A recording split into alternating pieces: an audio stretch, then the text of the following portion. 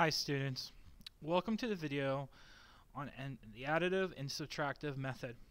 In this lesson you'll be learning how to modify a base shape by adding onto the base shape with a 1-inch cube above, as you can see here in this diagram, and then subtractive, making it look like a hole was created for this piece being removed. Let's begin by using our base shape. At this time I'd like you to go ahead and stop the video and create a 2-inch by 2-inch by 2-inch cube. This is the same process that you've seen in the earlier video called an isometric cube. If you need to go back and rewatch that video at this time, please do so. Otherwise, please draw the cube and restart the video when ready. Okay, at this point you'll be starting with your base cube. We want to start by creating a grid on top of our cube. I'm going to place my protractor along the edge. From the top corner I'm going to measure in 1 inch. I'm going to repeat on the other side.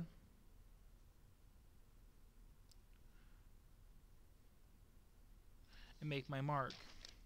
That will allow me to make a parallel line to the x-axis. Now what I'm going to do is repeat that process on the other side.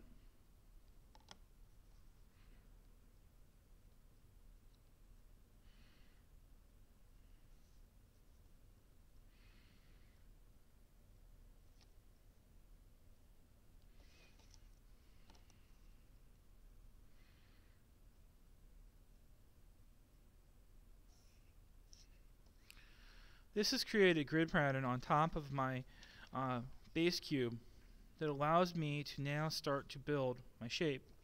If you look at the packet titled The Language of Sketching and Drawing, you can find this on the L drive in the read-only folder with this video, or you can see your teacher for a copy of it.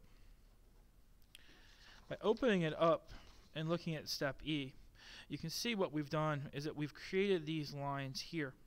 Now we need to erase the lines that are up above, and as in step F, we're going to add in the z-axis to our cube.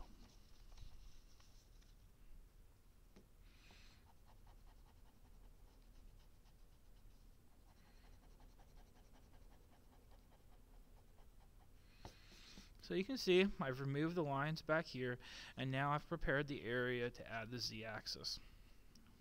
I'm going to go ahead and put my protractor on here. I'm going to make sure that my points are at 90 degrees, which is the characteristic of the z-axis. Sometimes your lines will match up perfectly with the blue guidelines, and other times they don't.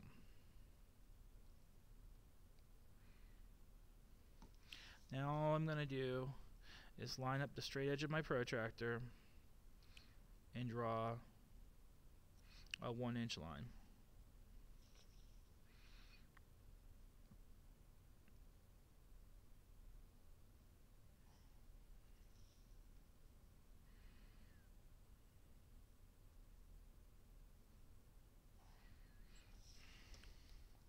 This now leaves us with the 3 z-axis.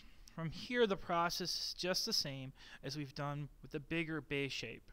We're going to go ahead and close in the sides of our shape by go ahead and creating parallel lines to the x and y.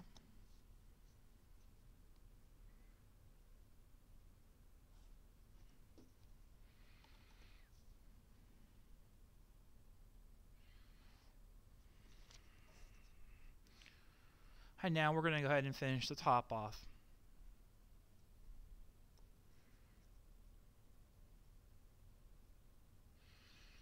Use a 30-degree angle from the corner.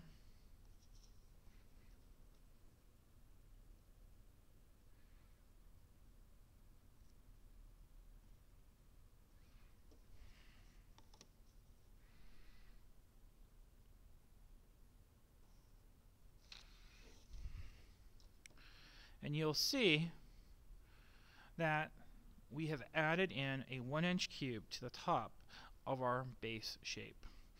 In the next video, we'll be learning how to modify the base shape by subtracting out a block from the front.